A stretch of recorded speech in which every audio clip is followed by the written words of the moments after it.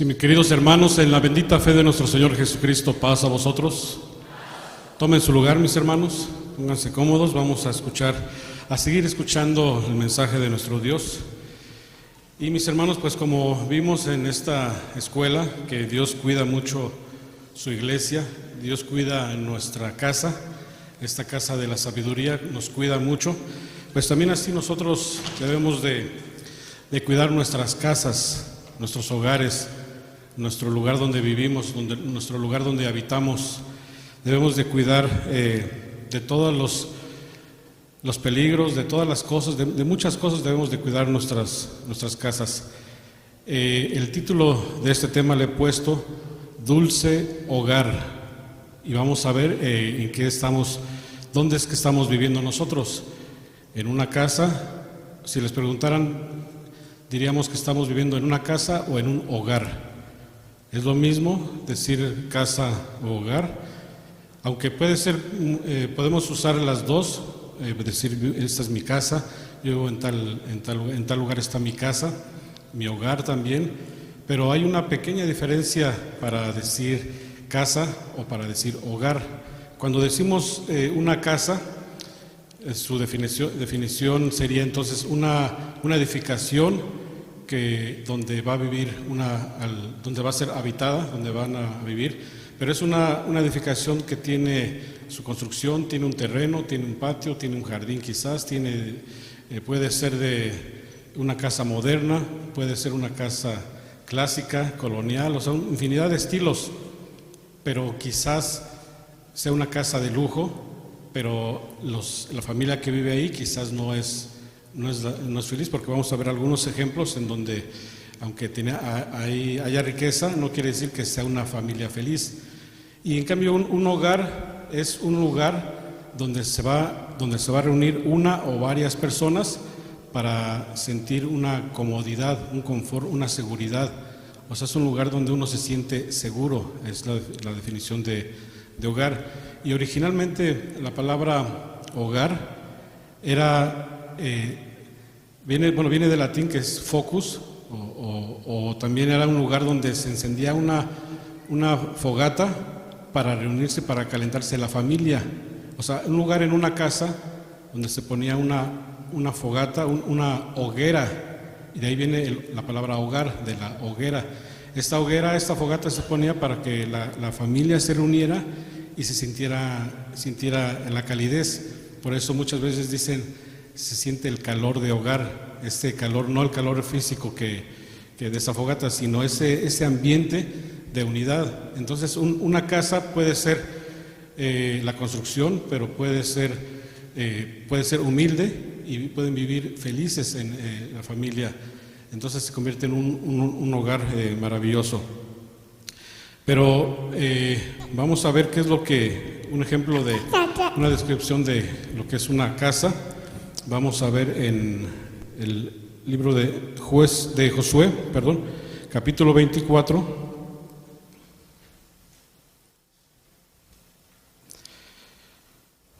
Josué capítulo 24, versículo 15. Después de que Josué ha reunido a todas las tribus para decirles algo importante, decirles que o cambian su manera de ser y defínanse de una vez, porque no es cualquier cosa. Pero vamos a ver qué es lo que dice entonces en versículo 15. Y si mal os parece servir a Jehová, escogeos hoy a quien sirváis, si a los dioses a quienes sirvieron vuestros padres cuando estuvieron en otra parte del río, o a los dioses de los amorreos en cuya tierra habitáis, que yo y mi casa serviremos a Jehová. Él no dice yo y mi familia, él dice yo y mi casa, o sea, todo lo que está en su casa, todo lo que conforma su casa, serviremos a Jehová. Y si van a servir a Jehová, entonces se convierte en un hogar, porque entonces están cumpliendo con la palabra de nuestro Dios y se convierte en un hogar, en una gran hogar. Pero por eso les dice, decídanse ustedes, van a servir a los dioses, aquí lo escribe con D minúscula, porque en realidad son demonios. Dice decídanse, si no quieren servir a Jehová, a nuestro Dios, a nuestro Padre, decídanse entonces, vayan a servir a esos dioses, a los dioses que desde siempre han estado sirviendo. Dice, pero yo y mi casa serviremos a Jehová. Les pone como, dice, decídanse, pero dice, yo voy a hacer esto. Él como líder les pone, no los está obligando, pero les dice que ya tomen una decisión porque no pueden vivir así. Entonces eso ya se convierte, esa casa que está mencionando, la convierte en ese hogar porque hay unidad, hay esa familia que incluye todo lo que está dentro de la casa, tanto física como las personas que viven ahí. Pero entonces, ¿cómo es que para definir cómo debe de ser un hogar, cómo debe de ser una casa actualmente, cómo fue el hogar, el primer hogar, digamos, cómo fue esa primera habitación donde el hombre estuvo viviendo? ¿Cómo fue? ¿Cómo se imaginan esa primera casa? Vamos a ver lo que dice en Génesis capítulo 1.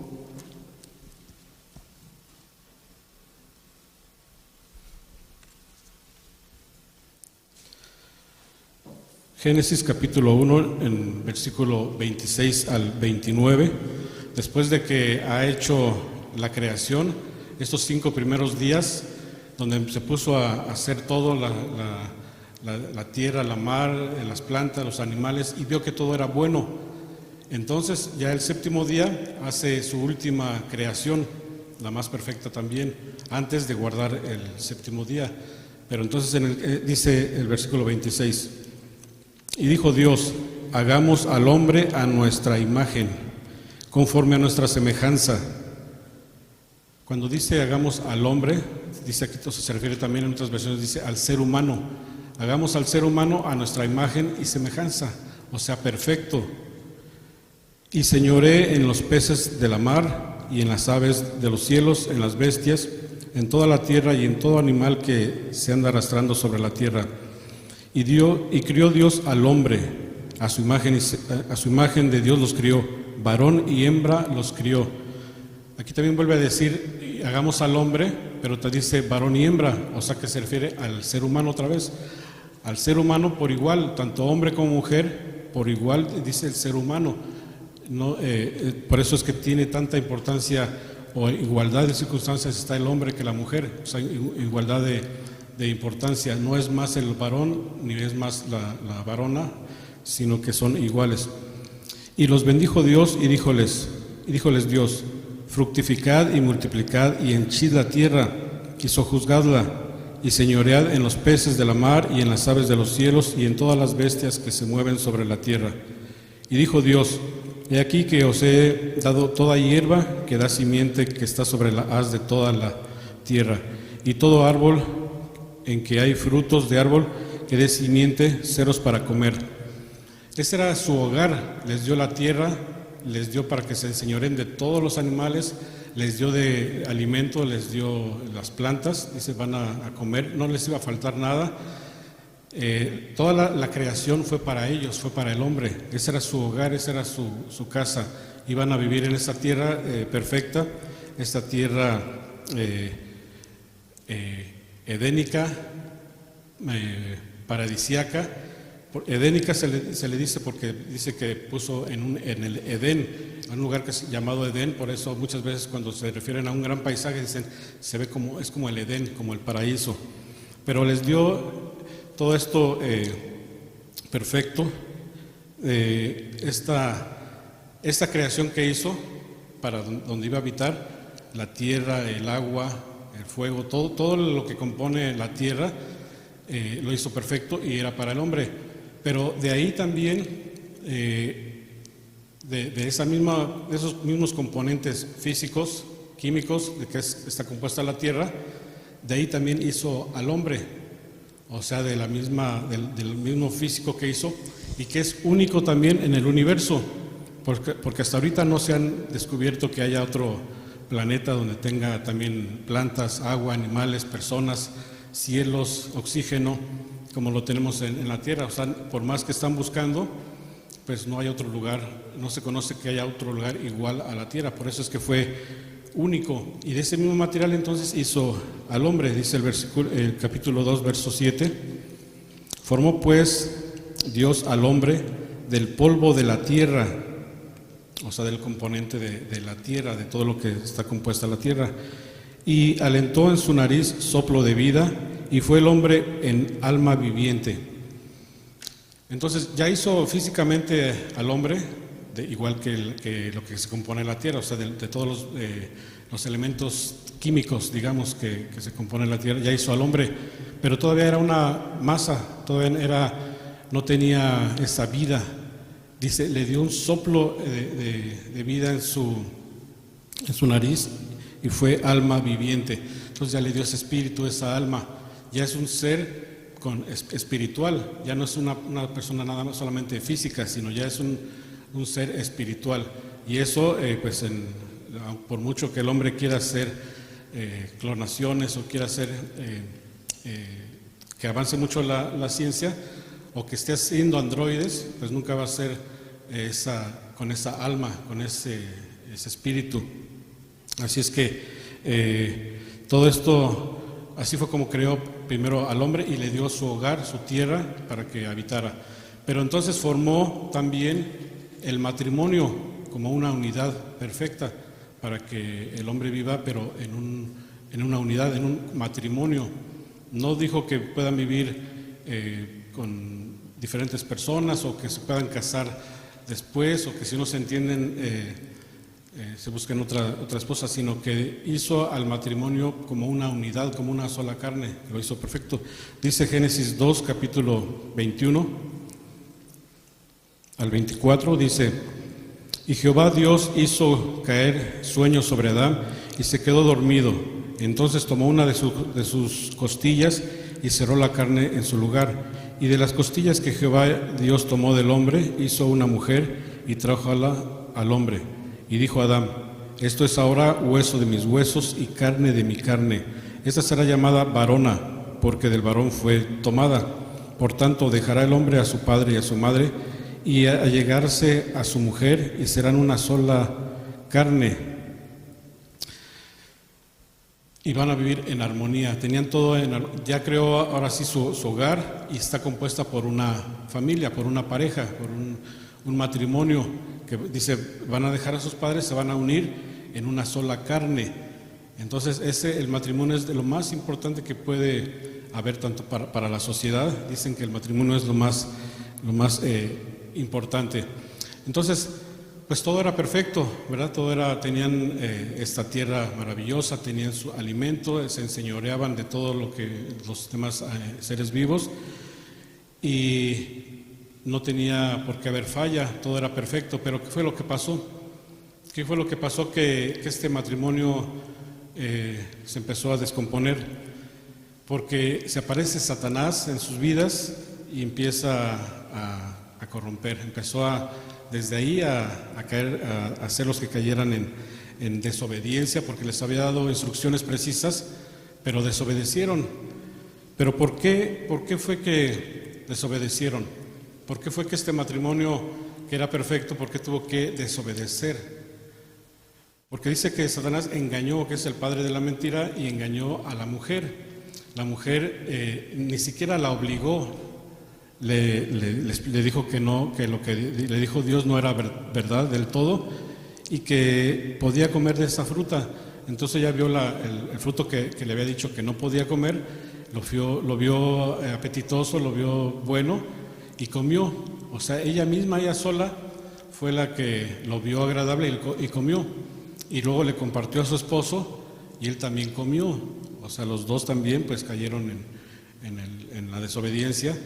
No da explicaciones si Adán no sabía, pero él sabía. O sea, yo creo que podía identificar el fruto, pero él también cayó. Entonces hubo esa falta. Pero ¿por qué pasó todo esto? ¿Qué fue lo que sucedió? ¿Eran muy inocentes para creer en Satanás? ¿O eran muy confiados, que confiaban en cualquier persona? ¿O les faltó comunicación? ¿O les faltó esa buena comunicación que debe de haber en una familia para evitar problemas? porque la comunicación es una de las cosas más importantes que debe de haber en una familia. Si no hay buena comunicación, por un pequeño problema puede hacerse algo grande, algo más, un conflicto mayor. Estaba viendo unos cuentos de reflexión. Había un cuento que me gustó porque se llamaba El origen de las guerras. ¿Cuál es el origen de las guerras? ¿Por qué se originan tantas guerras? Entonces un niño está en su casa, está con sus padres y le pregunta a su papá, le dice: papá, cómo se originan las guerras? Y él se queda un poco, dice: bueno, ¿cómo le explico? Dice: bueno, mira, vamos a poner un ejemplo, como la Primera Guerra Mundial. Todo empezó, dice, porque Alemania invadió Bélgica. Entonces la mamá, que estaba también ahí a un lado escuchando, le dijo: ¿por qué no le dices la verdad? ¿Por qué no le dices que un hombre mató a un príncipe o a un archiduque y que eso fue el inicio de los conflictos?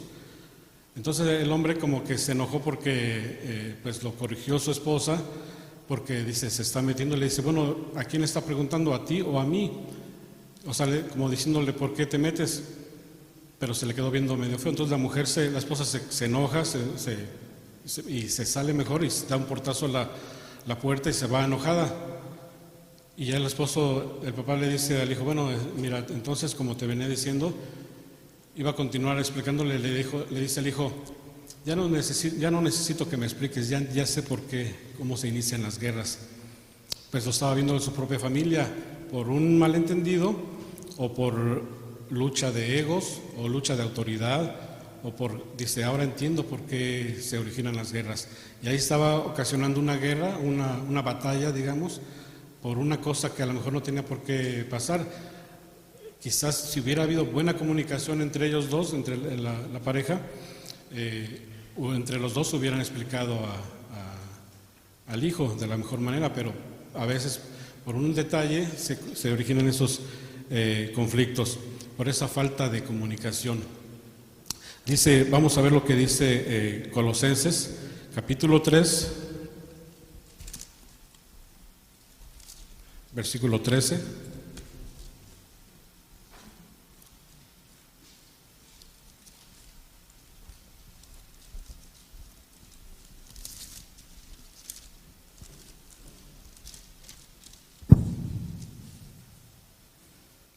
Aquí nos dan, nuestro Señor Jesucristo nos dan, en el Nuevo Testamento se nos dan una serie de consejos que son muy buenos para los matrimonios justamente.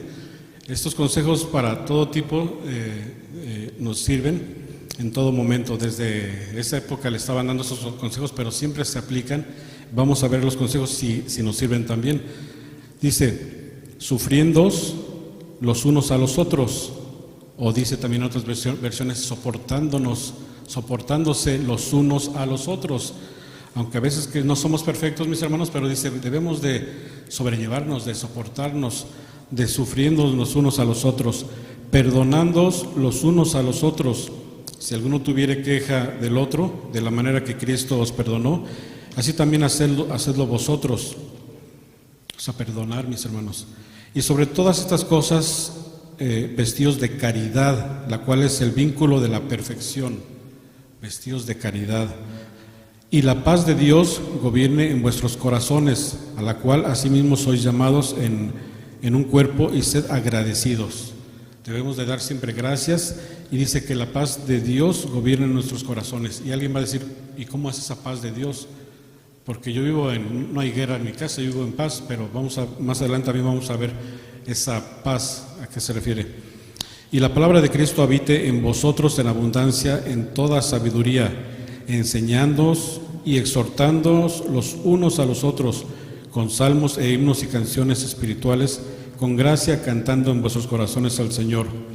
Y todo lo que hacéis, sea de palabra o de hecho, hacedlo todo en el nombre del Señor Jesús, dando gracias a Dios Padre por Él. Y luego, ya enfocándose al matrimonio, dice, casadas, estad sujetas a vuestros maridos como conviene al Señor. Mucha gente a veces utiliza este versículo para decir las mujeres deben de someterse, estar bajo lo que diga el hombre, porque dice, están sujetas, dice, casadas, estad sujetas a vuestros maridos como conviene en el Señor. Pero, por ejemplo, en una iglesia cuando ponemos a un encargado, estamos sujetos también a él, pero no quiere decir que el encargado debe de obrar mal o con autoridad o despotismo, sino con todo ese amor. Por eso debe de haber un orden, así como hay un orden de Dios, nuestro Señor Jesucristo, el varón cabeza de hogar, la esposa, los hijos. Dice, maridos, amad a vuestras mujeres y no seáis desapercibidos con ellas. Por eso le da las instrucciones, amad a sus esposas. Hijos, obedecer a vuestros padres en todo, porque esto agrada al Señor. Padres, no irritéis a vuestros hijos, porque no se hagan de poco ánimo. Entonces dice que tanto la esposa como el esposo deben de respetarse, deben de procurarse, de protegerse, y no es que sea más el hombre o la mujer, como les dije, porque cuando dice hijos, obedecer a vuestros padres, no dice hijos, obedecer a su papá, nada más. Dice obedecer a sus padres por igual, o sea, los dos. Y también los dos padres, no irritéis a vuestros hijos, porque no se hagan de poco ánimo. O sea que esa familia debe de vivir con ese respeto, con esa armonía, con ese amor y con esa comunicación también, para que no pasen esos detalles. Así es que, pero aún así, mis hermanos, los problemas siempre existen, porque van a decir, bueno, es que nadie es perfecto también, y siempre hay problemas, siempre hay conflictos, tanto internos, tanto dentro de la casa, como externos, como por ejemplo con la pandemia que vino, que también causó que ahora tenían que estar encerrados, y a veces matrimonios que no se toleraban, pues ahora tienen que estar encerrados, y pues salieron más de pleito también. Entonces, aunque haya conflictos, siempre va a haber dentro de la misma familia aún hermanos que fueron educados igual, pero siempre va a haber que tenemos diferente personalidad, diferente temperamento, diferente carácter entre nosotros, entre la familia. Cada quien es diferente, pero si no manejamos nuestro temperamento o nuestro carácter, si no lo dirigimos bien, pues va a llegar también esos problemas, pero tanto para la familia como para nosotros mismos. Algo parecido sucedió con una familia también. Vamos a ver lo que le pasó a Marta y María. Eran estas hermanas, educadas igual, pero vamos a ver por qué eran tan diferentes y qué es lo que estaban haciendo. En el Evangelio según San Lucas, capítulo 10, versículo 38.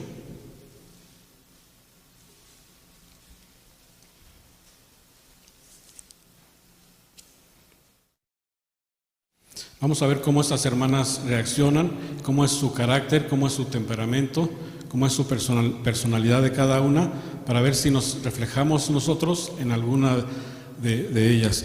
Dice, aconteció que yendo entró él en una aldea, y una mujer llamada Marta le recibió en su casa, y ésta tenía una hermana que se llamaba María, la cual sentándose a los pies de Jesús oía su palabra. Empero Marta se distraía en muchos servicios, y sobreviniendo dice, Señor, ¿no tienes cuidado que mi hermana me deja servir sola? Dile pues que me ayude.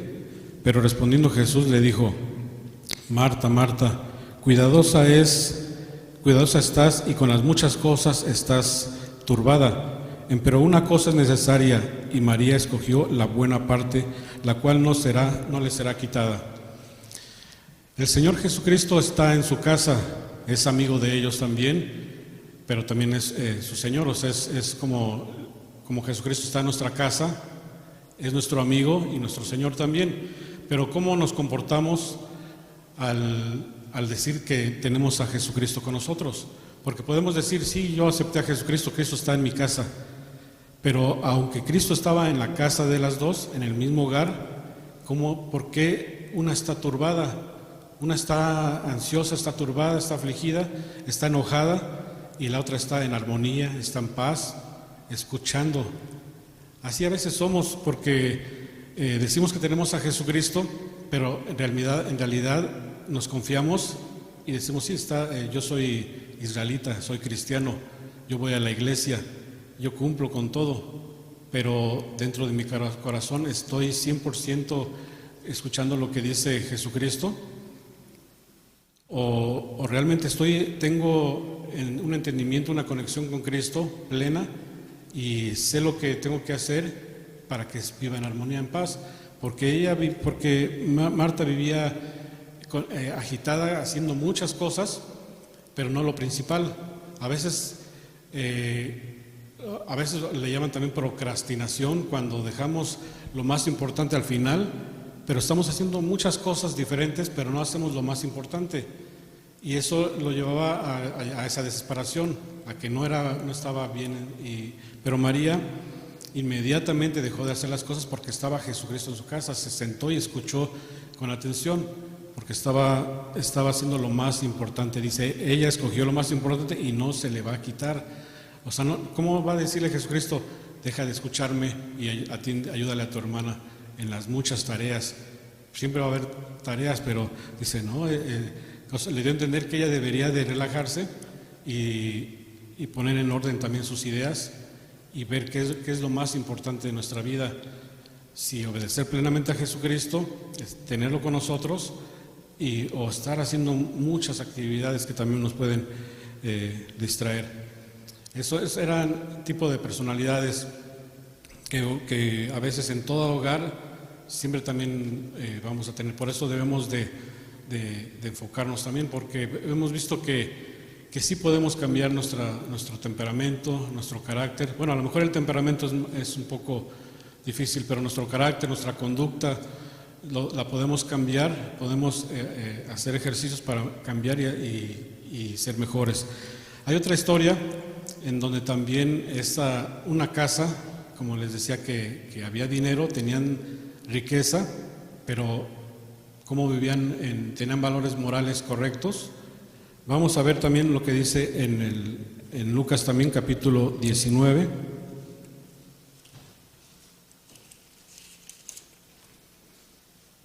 Del 1 al 10. Vamos a ver la historia esta pequeña historia de Zaqueo.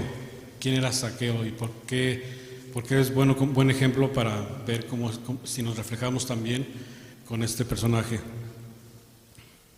Dice, y habiendo entrado Jesús, iba pasando por Jericó, y he aquí un varón llamado Zaqueo, el cual era el principal de los publicanos y era rico.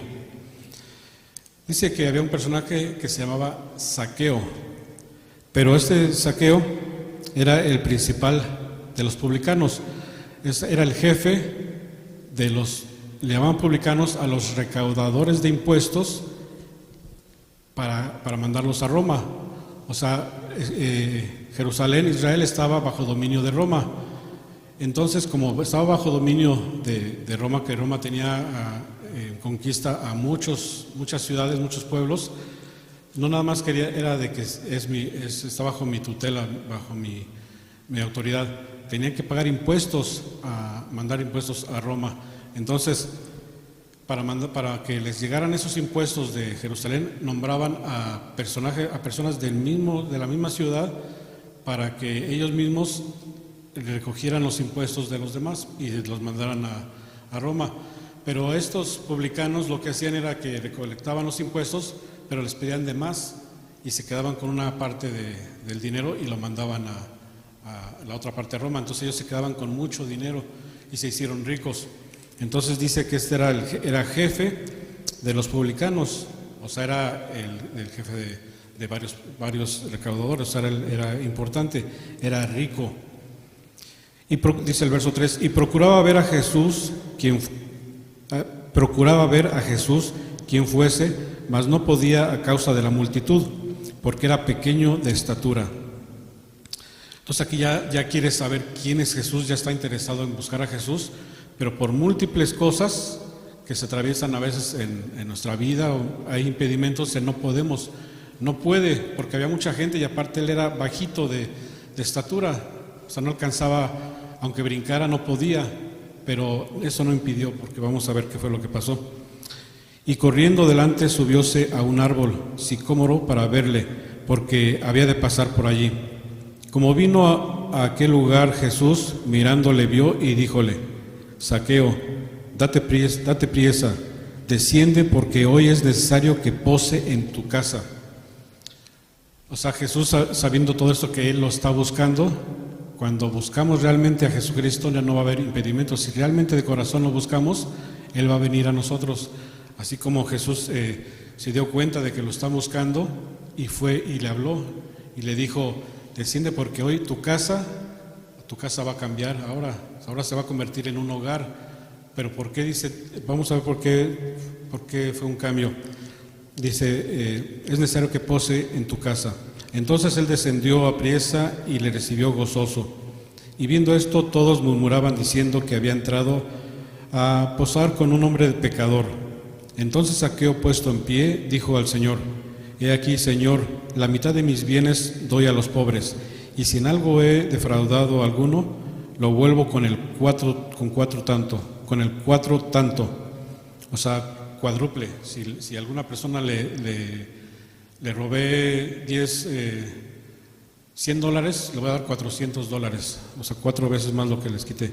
Jesús le dijo: hoy ha venido la salvación a esta casa, por cuanto él también es hijo de Abraham, porque el Hijo del Hombre vino a buscar y salvar a lo que se había perdido. Así es que, mis hermanos, si este que era pecador, era malvado con su propia gente, Jesucristo lo perdonó, hizo cambiar, porque en su casa no había valores morales.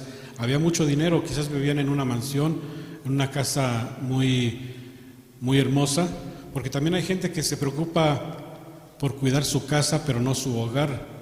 Quiere construir una casa de lujo, una casa grande, una mansión, pero a veces, si no hay valores morales, esa casa va a ser una bonita casa, pero no un bonito hogar. No va a ser un dulce hogar, va a ser una simple casa bonita. Pero si no hay los valores morales y los valores que nos da nuestro Señor Jesucristo, esa casa pues simplemente van a vivir con comodidad, pero al final de sus vidas pues no van a tener esa recompensa. Así es que eso es lo que debemos de pedirle a nuestro Dios, que nos dé la sabiduría, que nos dé la inteligencia, para que tengamos esa comunicación plenamente con nuestro Señor Jesucristo, esa perfecta comunicación, para que sepamos cuáles son sus caminos, qué es su palabra, cómo llevarla a cabo, para que podamos convertir nuestra casa en un hogar, y más que un hogar, en un dulce hogar. Eso es lo que debemos de tener, vivir en un dulce hogar. Porque un hogar, también muchas familias pueden tener un hogar cuando tienen buenos valores, pero si nosotros tenemos buenos valores y aparte la palabra de nuestro Dios, pues se convierte en un dulce hogar. Y esa paz que decía, esa paz de Dios que va a vivir en nosotros, que vamos a vivir, lo que nos va a traer es de que vamos a vivir felices, en armonía, vamos a poder perdonar, porque a veces no queremos perdonar y tampoco nos quieren perdonar. Así es que nos vamos a vivir, vamos a poder perdonar y nos van a perdonar, entonces vamos a vivir ya más plenamente, ya más en armonía, más con la palabra, con la paz que nos da nuestro Señor Jesucristo, que se encuentra. Vamos a ver lo que dice Juan capítulo 14, ya para terminar. Juan 14, 27. Dice así la palabra, dice: la paz os dejo, mi paz os doy, no como el mundo la da, yo os la doy. No se turbe vuestro corazón, ni tengan miedo. No nos turbemos como Marta, que estaba turbada en su propia casa, teniendo a Jesucristo, teniendo a su hermana, no faltándoles nada, vivía turbada. Pero dice: no se turbe vuestro corazón, ni tengan miedo de nada, porque vamos a vivir en esa paz que solamente la da nuestro Señor Jesucristo. Dice: no es la paz del mundo, porque la paz del mundo es que no haya guerra, pero la paz de nuestro Dios es aparte de que no haya guerra, que vivamos felices, que vivamos en armonía en este dulce hogar. Mis hermanos, que Dios los bendiga y paz a vosotros.